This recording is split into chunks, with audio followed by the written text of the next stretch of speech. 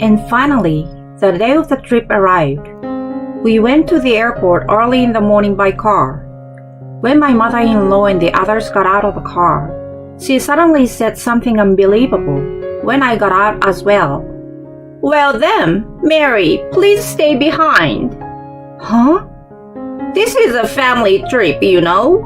Since you, the daughter-in-law, are not part of the family, there's no need for you to join us, right?" Come on, it's such a waste of parking fees for this car. You were the one who rode in it, right? I can't believe that. My name is Mary. I'm a 28 years old office worker. I have been married to my husband Darren for 2 years.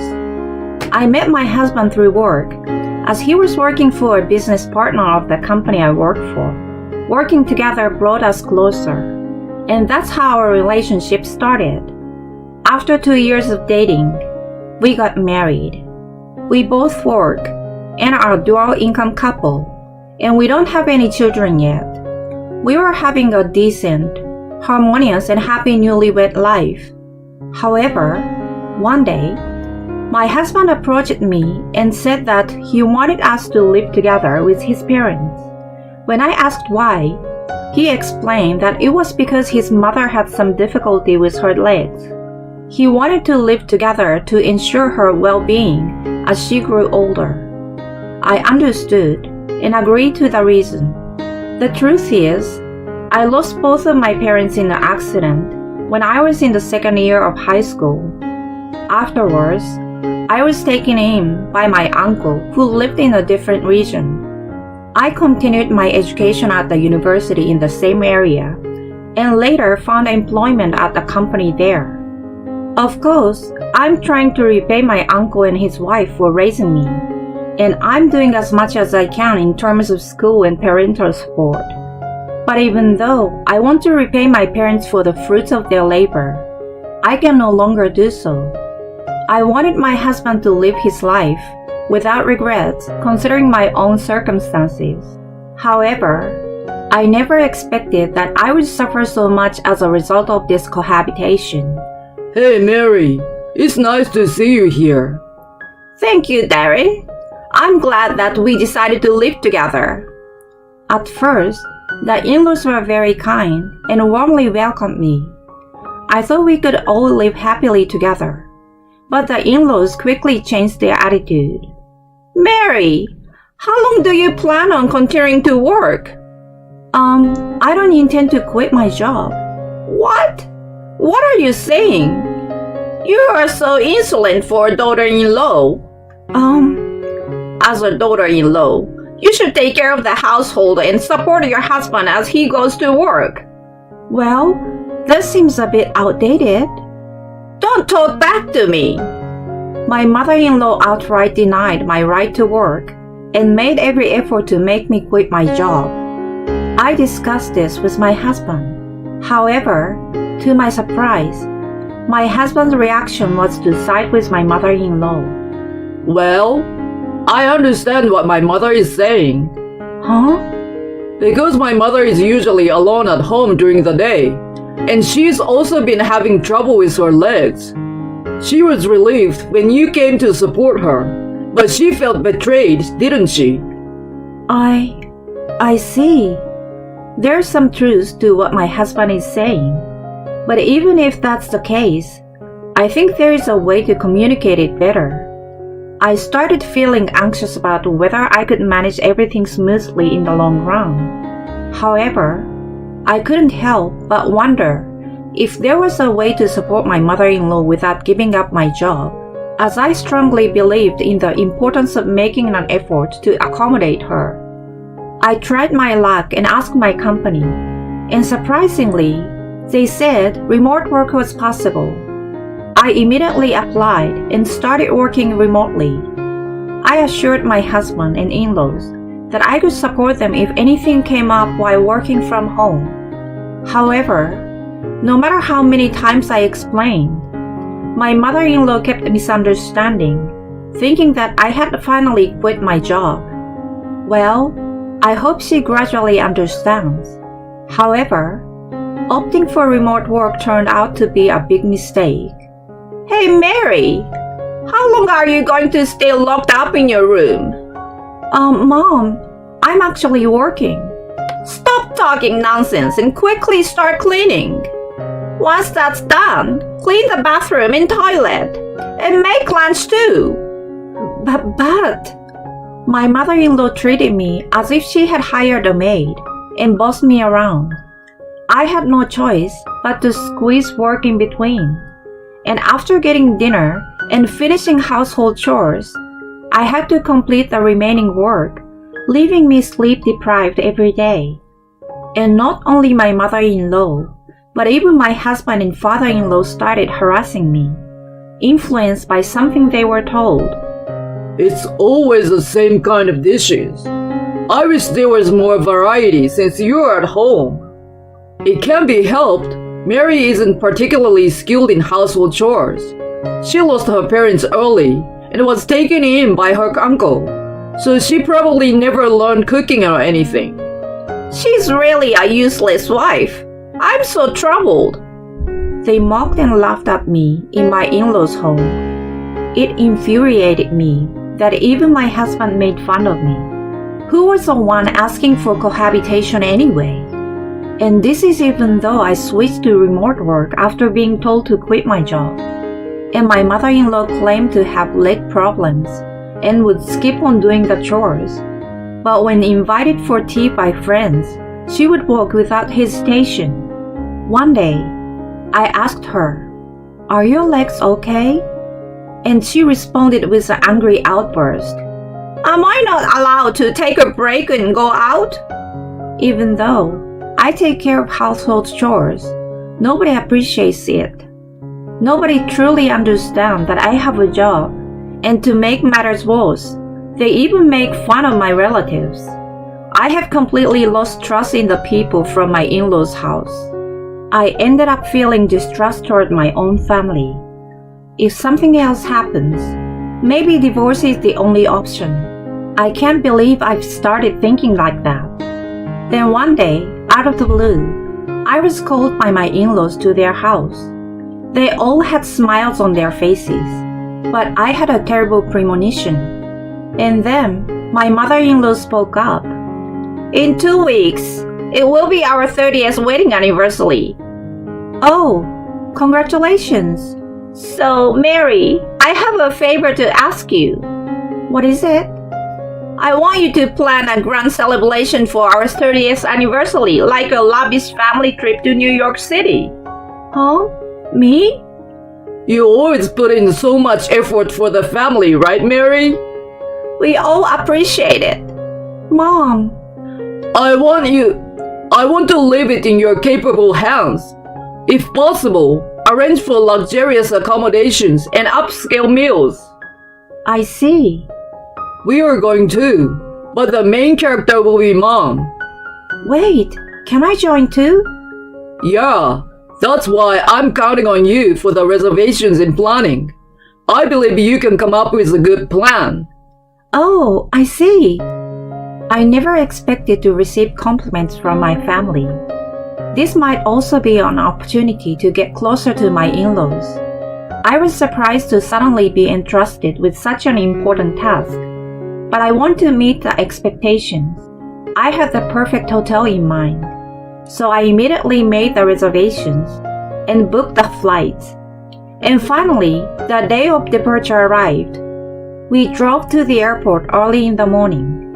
As my mother-in-law and the others got out of the car, my mother-in-law unexpectedly said something unbelievable. "Well then, Mary, you can stay behind." "Huh? Wait, am I not going with you?" What are you talking about? You won't be coming alone, obviously. "This is a family affair, you know. You're not part of the family, so you don't need to come." I looked at my husband.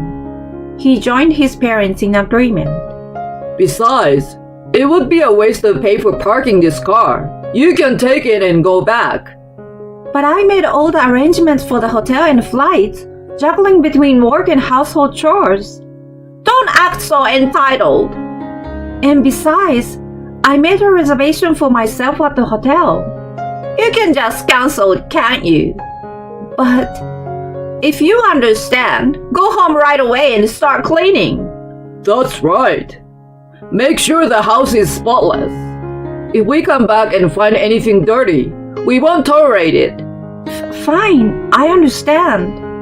As I meekly said that, my in-laws had smug expression on their faces, laughing as they entered the airport. Inside the car, I took a deep breath. I will never forgive them. Anger towards my in-laws welled up inside me. I had been striving to cherish the bonds of family, but in reality, they saw me not as a family member, but as a convenient maid-like presence they could use. That's all they saw me as. After returning home, I immediately packed my belongings and headed to my uncle and aunt's house. They were surprised to see me suddenly return with a large suitcase. But upon hearing the story, they were furious. I immediately contacted the hotel and informed them that I wanted to cancel one reservation. Afterward, I quickly got in the car and headed to the airport, flying straight to New York City. If I went now, I could arrive at the hotel during the time when my in-laws would be checking in. My in-laws had been planning their New York City trip all this time. According to their plan, they would do various sightseeing activities in New York City and check into the hotel around 4 p.m. Then, around 2 p.m., I arrived in New York City. Afterward, I went to the hotel and waited for my in-laws in the lounge. When my in-laws entered the hotel, they had an incredibly satisfied expression on their faces. They walked in with a lack of manners, making it obvious right away. Well, it's fine then. Surprisingly, not having that woman with us turned out to be a good thing. Her expression when she found out she couldn't come was priceless. And then, my in-laws went to the reception desk to check in.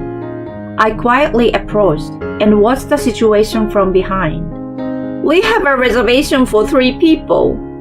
It appears that you have reserved a suite. Oh, a suite! Amazing! Wow, I'm looking forward to it.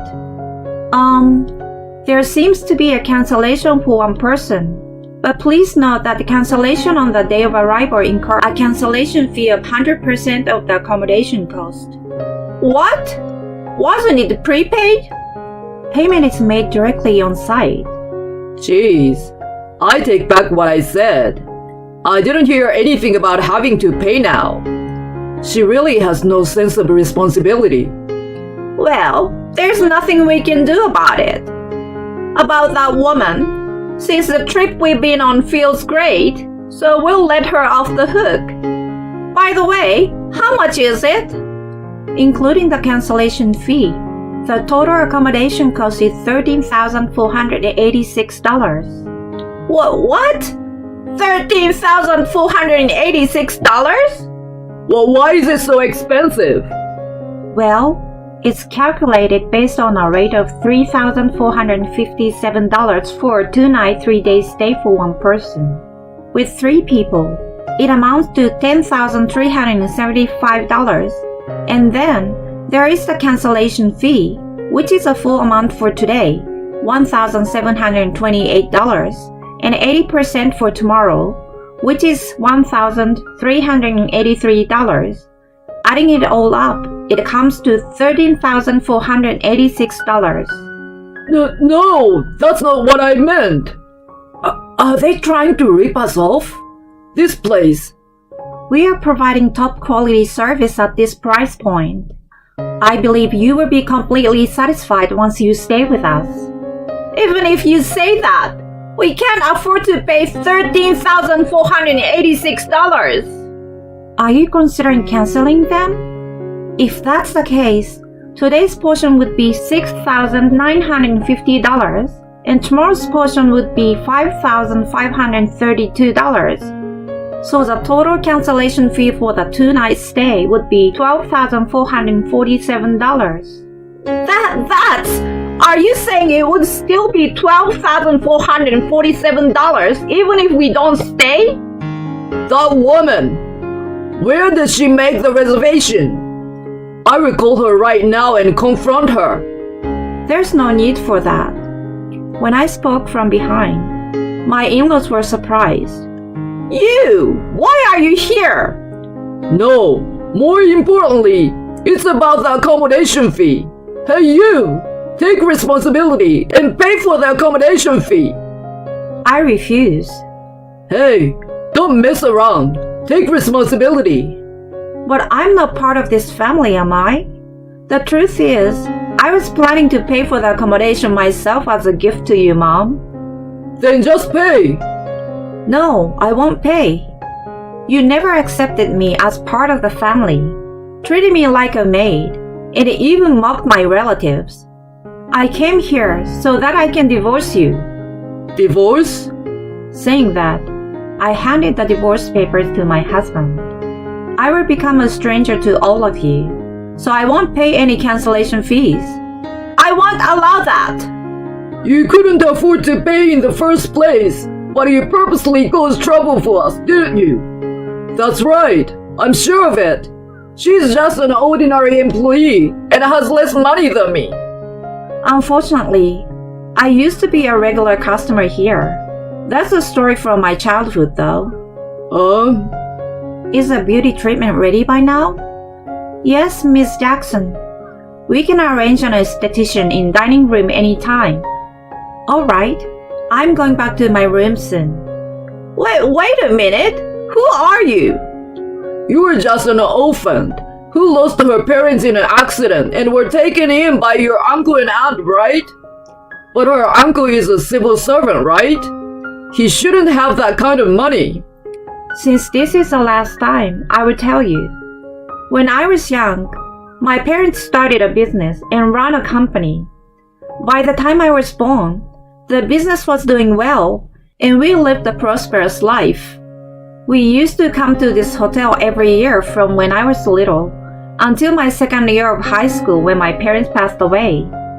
If it weren't for the plane crash accident abroad that they were involved in, well, I would have been here with my parents, enjoy their wealth and assets. But even so, I accepted the reality of my parents' death and worked hard to pave my own way. Of course, I'm grateful for all the assistance I received from my uncle and aunt, and I intend to repay them in the future. I was putting in effort to nurture our relationship and build a bond with your parents after our marriage, until I was betrayed in such a manner. I had actually been contemplating covering all the expenses, but I won't forgive you all. Whether you cancel or stay, you will pay for your own accommodation. And please, let's get a divorce. Oh, I won't accept anything other than divorce. By the way, I've been recording all the abusive and emotionally manipulative remarks you and your family have made to me. So if you choose to fight back with a lawyer and make any divorce demands, I will fight you in court. They stood there in stunned silence and disbelief. I returned to the room, ignoring my in-laws, and was treated to a spa session. By the way, you may wonder why I had enough money to pay this hotel bill as a gift. It's because I inherited a considerable fortune from my parents' life insurance and other assets. But I had decided not to use this money for daily expenses and instead save it for crucial moments. And I had decided to work as a responsible working adult and live a normal life considering that money as non-existent. This time, I decided to be a little mean to my in-laws and show them where I stand by using that money.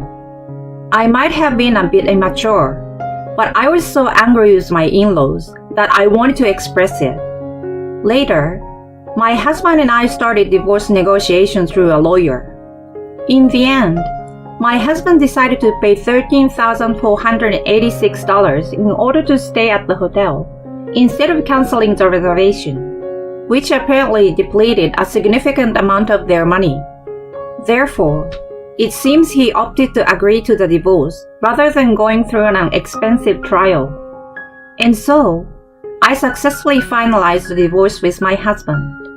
I also received compensation for the emotional distress caused by the emotional abuse. It seems that everyone in my in-laws' family not only felt embarrassed at that time, but also suffered significant financial and emotional damage. They apparently experienced a lot of damage. It's really satisfying. On the other hand, I continue with my work as a magazine editor and moved to New York City as planned. Currently, I rent an apartment that suits my salary and lead a modest lifestyle. As for the inheritance I received from my father, I'm managing a part of it to further increase my assets for my retirement. Having experienced a failed marriage once, I want to take a good look at myself and embark on various things that I want to do from now on. When it comes to romance, I hope to meet someone special along the way. For now, I just want to enjoy my life in New York City, which I haven't experienced in a long time. Why do the in-laws pick on their wives?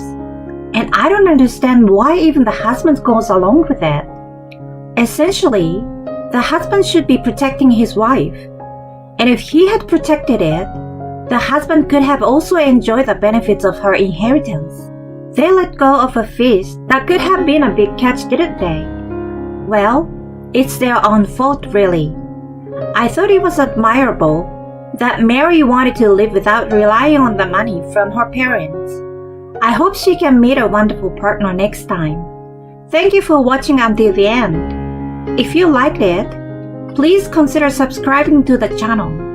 Let's meet again in the next video.